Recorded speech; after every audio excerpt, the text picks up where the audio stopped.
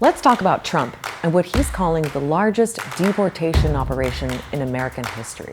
We are delivering mass deportation, and it's happening very fast. From fast-track expulsions to a mega prison in El Salvador, to going after international students for political activism. Is this a kidnapping?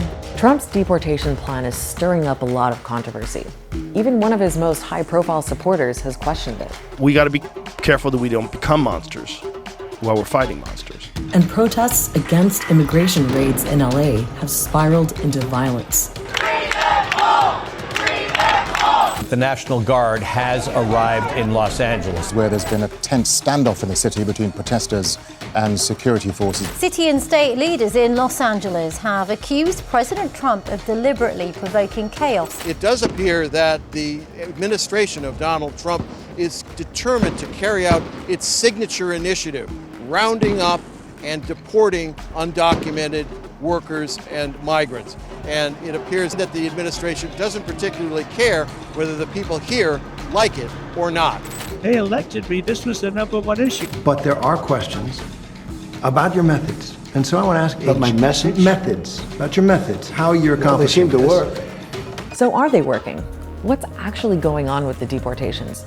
And why are some people criticizing the way Trump is going about all of this?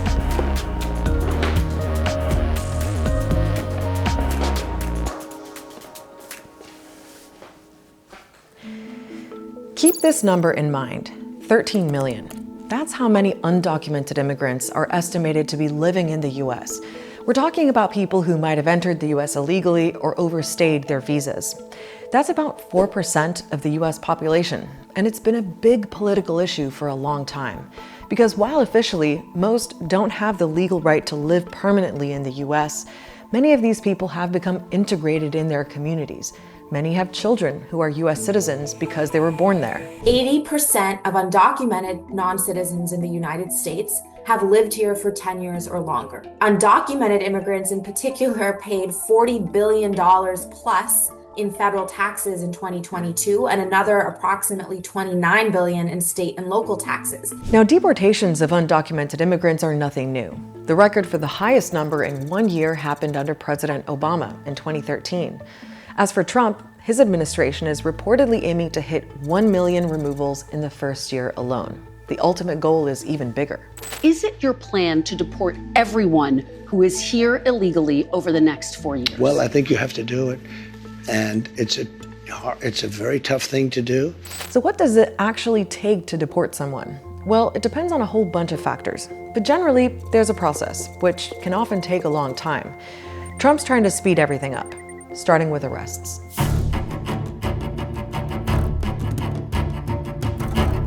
Arrests are mainly the job of the U.S. Immigration and Customs Enforcement Agency, known as ICE. We are looking to set a goal of a minimum of 3,000 arrests for ICE every day, and President Trump is going to keep pushing to get that number up higher each and every single day. The long-standing practice has been that ICE works with local law enforcement agencies at the community and local level to try to identify people who should be put into deportation proceedings. But even with that cooperation, there's no way that ICE's current very low capacity of 6,000 or so officers would be sufficient to do the goal the Trump administration set. Trump's also directed other federal agencies to get involved, like the IRS, the U.S.'s tax agency. It's been asked to share data to help ICE identify people to target. ICE has also changed its guidelines to allow agents to go into what are known as sensitive areas, places that were previously considered off limits, like courts, schools, hospitals, and places of worship. ICE is not welcome here! ICE is not welcome here! And they've even restarted the practice of what are called collateral arrests. So that means that when immigration agents go out into the field and they're trying to arrest someone, if they come upon other people who could be deported, they'll also arrest them and try to quickly deport them. Okay, so just how many arrests have been made? Well, the most recent data from ICE says there were more than 66,000 during Trump's first 100 days in office, so roughly 660 a day. As a comparison, the average daily figure from last year under President Biden was 310. So there has been a surge in the number of arrests, but that doesn't necessarily translate into a surge in deportations. We'll pick up on that in a bit. Now, after someone's arrested, they could be released while their case is processed, or they might be detained. Right now, there are almost 49,000 people in detention centers, but that's about 20% more than ICE's official capacity. There's overcrowding, and rights groups have described conditions in some places as inhumane. ICE is now doing things like reopening old centers or using prisons to hold more people.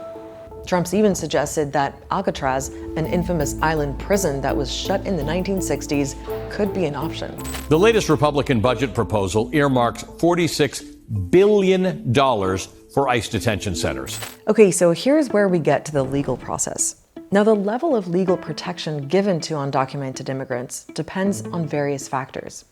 But people who've been in the country for more than 2 years, which is the majority, have the right to make their case before an immigration judge and should only be deported if that judge issues a removal order, which can also be appealed. It's what's known as due process. The whole point of due process is to make sure that everyone has a fair hearing to determine whether what the government says about them is true. Did this person actually overstay their visa?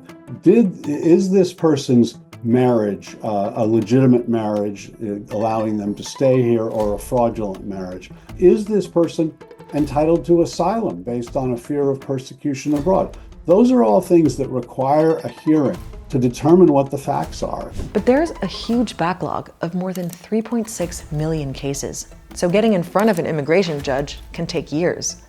And on top of that, Trump has fired at least 24 immigration judges. Trying to spend all of the resources the government has for immigration just to round up and arrest people does nothing to actually address the backlogs and delays in the immigration court system. Firing immigration judges does nothing to fix the system. Arrests don't equal deportations. You can be arrested, but most of those immigrants are likely going to be released because it goes back to immigration law requiring them to receive a removal order from a judge. And so some of this is just theater. Now, Trump has been pretty open about his frustration with all the legal procedures usually involved to get someone deported.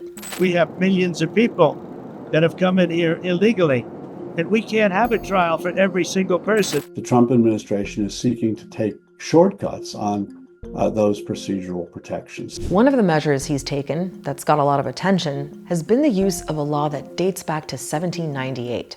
It's called the Alien Enemies Act, and it gives the president the power to have people detained or deported when they're from a country that the US is at war with, or if that country invades the US.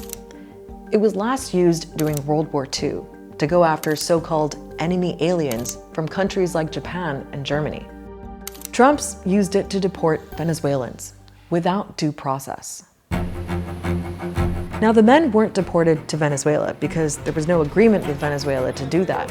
Instead, they were sent to El Salvador. 238 Venezuelan migrants were flown from Texas to a supermax mega prison complex in El Salvador. And according to Trump, all of those immigrants, or many of them, belong to a Venezuelan gang known as Tren de Aragua. ¡Devuelven a nuestros hijos, por favor! Nuestros hijos no han cometido delito en El Salvador. Pedimos justicia para nuestros hijos, porque sus madres están de rodillas, llorando, pidiéndole a Dios.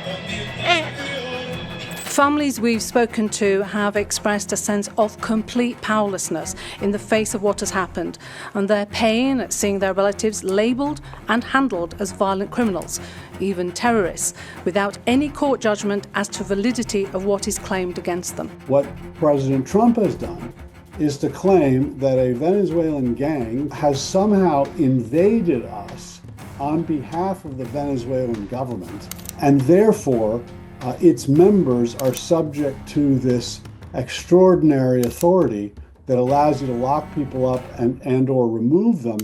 Trump's use of the Alien Enemies Act throws up a whole bunch of legal questions, and it's been challenged in several courts.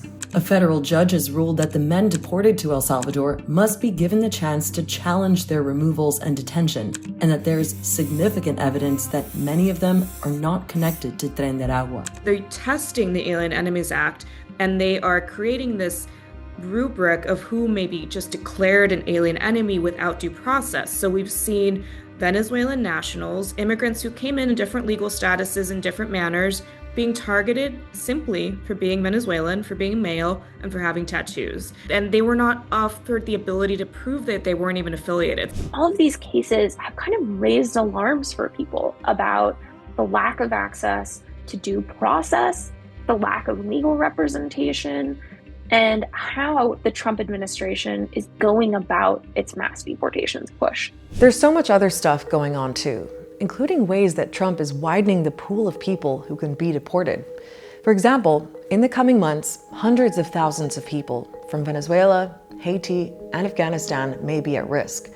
The Trump administration is ending what's called temporary protected status for those countries.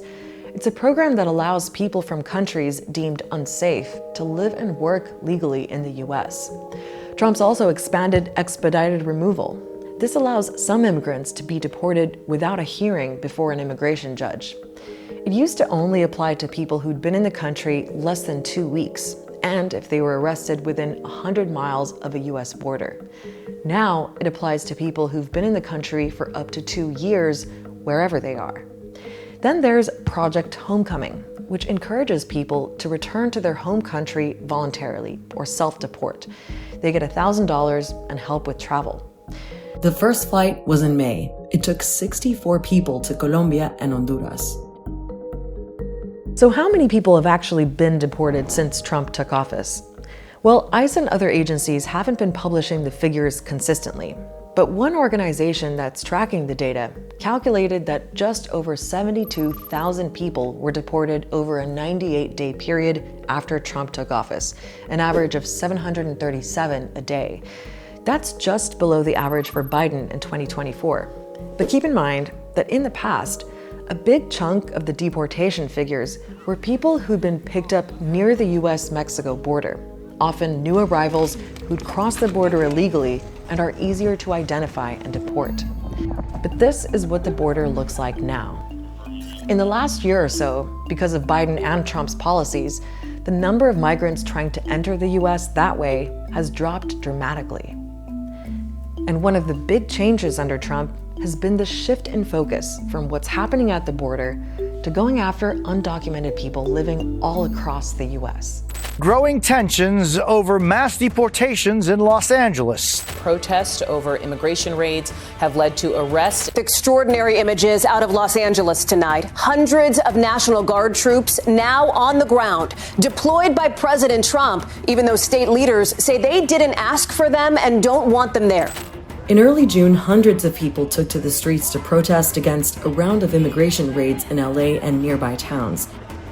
Our community is under attack and is being terrorized. These are workers, these are fathers, these are mothers, and this has to stop. While the protests started peacefully, they soon escalated. Trump called protesters violent insurrectionist mobs, but local officials accused him of stoking the tension by sending in the National Guard. What we're seeing in Los Angeles is chaos that is provoked by the administration. When you raid Home Depot and workplaces, when you tear parents and children apart, and when you run armored caravans through our streets, you cause fear and you cause panic. And deploying federalized troops is a dangerous escalation, but we need to be real about this. This is about another agenda. It's not about public safety. You have the National Guard with loaded magazines and large guns standing around trying to intimidate Americans from, exercising our First Amendment rights and saying, hey, what we think you're doing is wrong and we're going to let you know. But it's hard to be definitive about what Americans, more broadly, think about Trump's deportation crackdown. One poll found that a third of them want to see the deportation of all immigrants living in the country illegally. Around half said some should be deported. But when those people were asked more detailed questions, there was more nuance. So for example, nearly everyone was in favor of deporting violent criminals. Far fewer supported removing those who had a job or children who were born in the US. And just a few months into Trump's presidency, it's still not clear what the full impact of his deportation push will be. But plenty of people are worried about where this is all going. There's also a sense that any non-citizen might be targeted. There are already some examples of foreign students getting their visas revoked for their pro-Palestinian activism. Like Rameza Ozturk, a Turkish student who'd written about Israel's actions in Gaza and was arrested in March by plainclothed agents. She was detained for 6 weeks until a court ordered her release.